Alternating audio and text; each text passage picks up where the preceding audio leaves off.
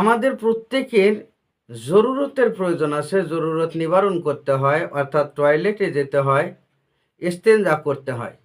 এই ইস্তেঞ্জা করার জন্য যখন আমরা যাব তখন শয়তান আমাদেরকে অনেক সময় ওয়াসওয়াসা দেয়, জিন আমাদেরকে অনেক সময় ওয়াসওয়াসা দেয়।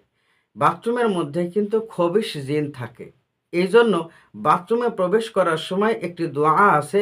এই দোয়া যদি আমরা পাঠ করি তাহলে আমাদেরকে শয়তান কখনো ওয়াসওয়াসা দিতে পারবে না, জিন কখনো আমাদের ক্ষতি করতে পারবে না।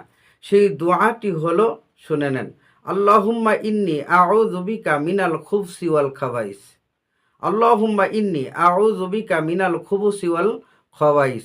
এই দোয়াটি পড়ে যদি আমরা বাথরুমে যাই আর আমাদের জরুরত নিবারণ করি, ইস্তেঞ্জার কাজ সম্পন্ন করি, তাহলে জিন আমাদের কোনো ক্ষতি করতে পারবে না, শয়তান আমাদের কোনো ক্ষতি করতে পারবে না।